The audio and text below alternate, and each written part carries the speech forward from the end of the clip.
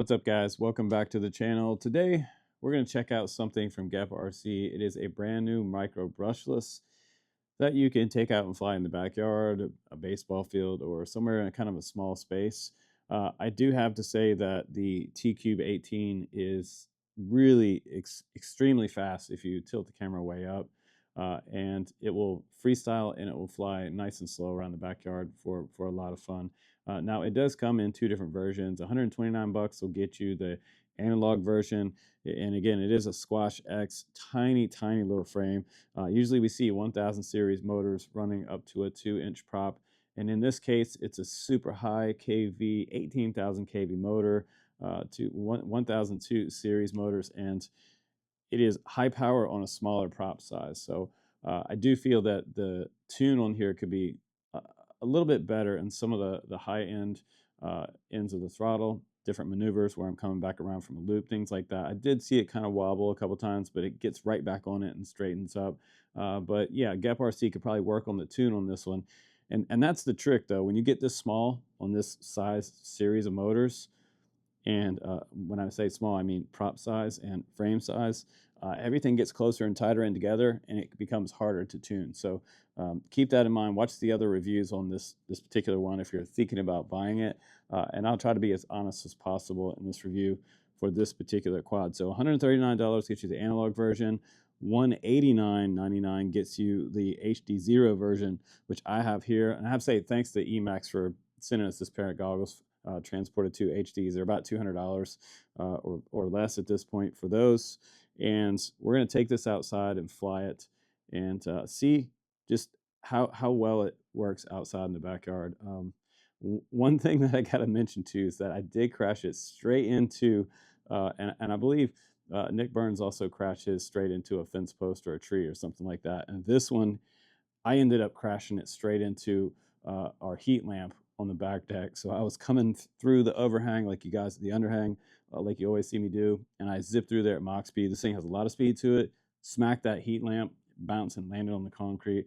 Another time it bounced, hit the wall and landed on the concrete, and I was able to just kind of pick it back up and like didn't have any prop damage. It's so lightweight that it really can take a hit. But I did damage a couple things on the back, and I'll show you those in the full meat of this review when we get back from the flight test. So kick back, relax, and enjoy the flight tests on my T-Cube18 from Geprc. And I'm going to give you the full lowdown when we get back. Here we go.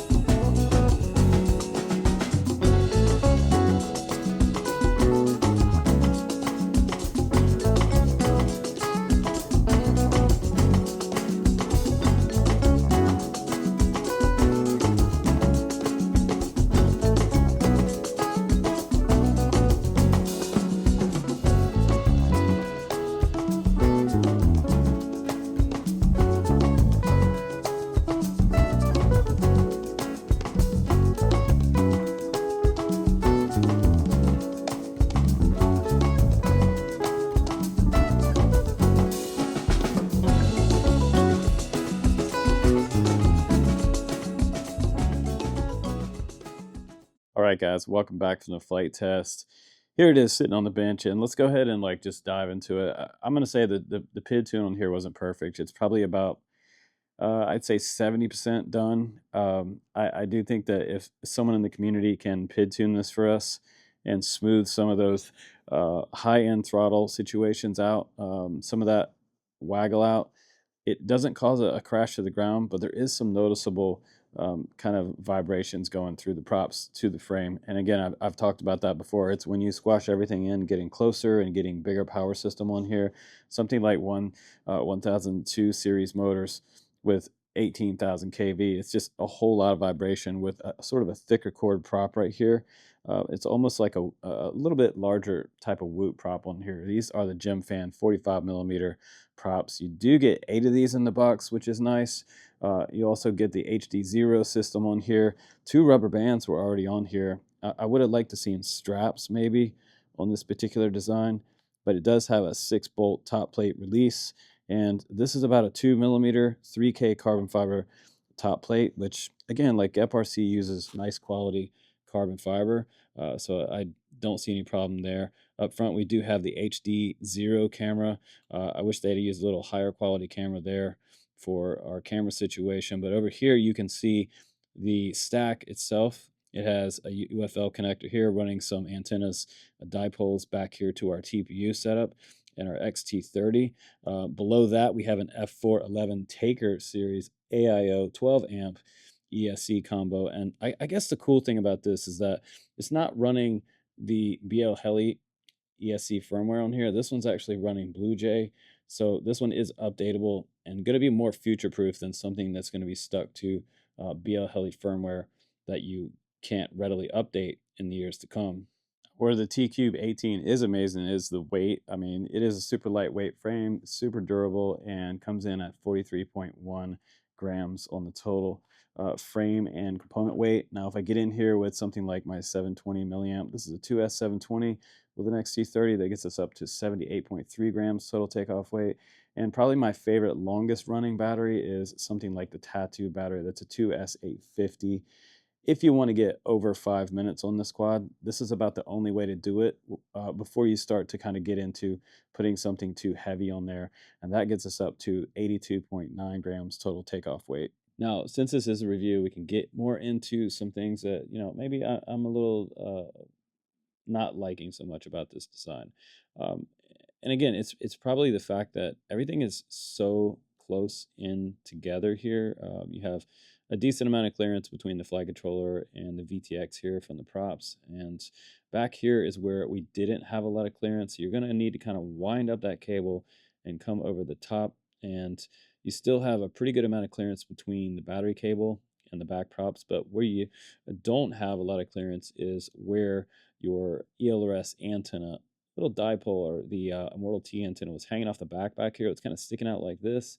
And mine, for whatever reason, is completely gone. If you look right there, it's completely ripped off. There's the end of it right there, and both of the antenna posts that were coming out right here, they're completely gone right now. And because they got up into the props right here, it is so close that when you crash and that when these props are still under load, they go straight into there, and somehow they just got yanked off. I found one of them. It also somehow ripped out the other dipole on the back right here. I'm pretty sure there was 2 dipoles coming off that HD0 VTX right here in the front. So now one dipole's gone, and my Immortal T miniature micro ELRS antenna is now missing. So one thing to think about. Now, looking at the bottom of the quad, it's fairly flat design, which is kind of cool. It has a lot of carbon here in the center, and I don't really expect that you break this. It is, again, like a True X Squash X kind of style frame. So take a True X and squash it on this axis front to back, and then you have the Squash X, and that brings things in a little bit closer for a smaller profile. But at this size, I don't honestly know if that was really even necessary, because I feel like this quad is trying to be a lighting 1 or a lighting 2 competitor. Geprc wanted to have something that was maybe a competitor to that quad. So I don't feel that this quad is a competitor to that particular my favorite micro brushless last year from YMZ FPV. You guys may remember that one, but if you don't, go back and check out that review. That's an awesome review. So while it is super cute, it's a Squash X design. It is very durable. I mean, probably 5 stars on the durability for the frame itself, but not the back side of the quad where I lost some antennas and completely lost my little miniature Model T for my ELRS receiver. Not super cool on that. But yeah, again, the PID tune is not perfect either. Is it fun to fly? I would say yes, it's super fun to fly, especially if you bring the camera up a lot. You can almost get 35 degrees of tilt out of that camera. And at that point, if you're flying like a really large field and you want to get, I mean, faster than you've seen any little tiny micro brushless go, this thing is wicked fast when you do start to tilt that camera up. So plenty of speed. That's a 5 out of 5. Durability is a 5 out of 5 for the frame, not the antenna enclosure back here. That would be probably a 2.5 out of 5. My overall experience with this particular quad, I would probably say it's around 3.8 stars to maybe 4 stars. Definitely not a full 5 stars because I did kind of have some issues with mine kind of out in the backyard. One other thing you're going to need to look out for is moisture. Both of those boards right there are pretty exposed, and you're going to want to watch out for water droplets on these boards because you will black out your VTX or your camera with a little bit of water and moisture on the quad. So it is wintertime, so watch out for the moisture out there in your backyard. But other than that, I had a good time with this one, and I just wish it had been a little bit better. But you can check out the link down below, as always, for this little micro brushless HD version. It's pretty cool. YMZ FPV doesn't have an HD version of their lighting, to my knowledge. So that's a cool alternative. I like to see more HD whoops and micro brushless quads coming down the pipe for 2025 because it seems like everything is going sub 250G for the hobby side of things, and I'm fine with that. I like something small and less nefarious to the Karens.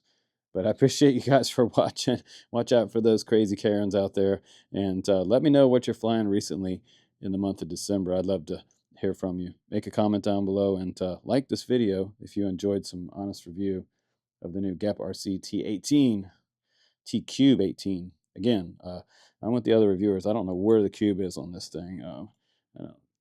Unless I'm missing it somewhere. Maybe it's the flight controller is a cube. There we go. T-Cube18. Check it out. I'll see you guys on the next one. Take care.